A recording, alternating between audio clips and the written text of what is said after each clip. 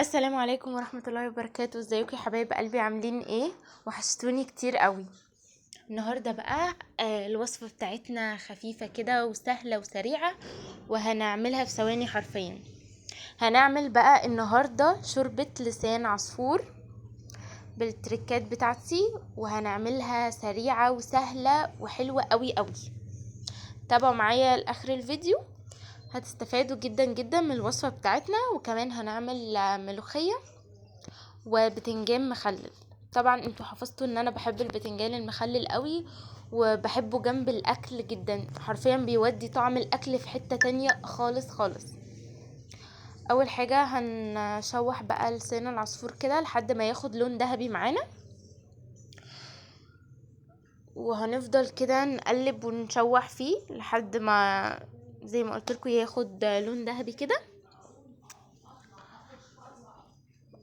وبعدين هننزل عليه بقى بالشوربة بتاعتنا.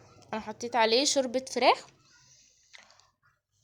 وشوربة كمان كانت عندي مجمدة في التلاجة اهو. بصوا نزلنا عليها دي بالشوربة اللي احنا لسه عاملينها بتاعت الفراخ، وهننزل عليه كمان بالشوربة اللي هي كانت عندي مخزناها في الفريزر، هننزل بيها برضو. بصوا خطيرة وتحفة وسهلة وسريعة، وكلنا حرفيا بنحبها. بصوا دي اهي الشوربة اللي كانت عندي في التلاجة. بصوا كانت دسمة بقى. اولا الشرب والحاجات دي بتحتاج شوربة تكون دسمة عشان بتخليها حلوة كده ومفيدة. وهنا بقى اهو كنت بحمر البتنجان، وطبعا عامله له الدقة. وهنا بقى الملوخية.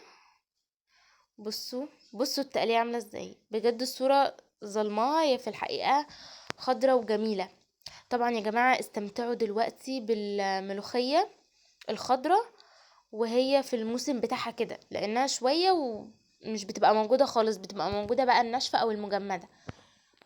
طبعا الحاجة الخضرة جميلة ومفيدة جدا جدا، فبجد استفادوا بكل الخضار في الموسم بتاعه.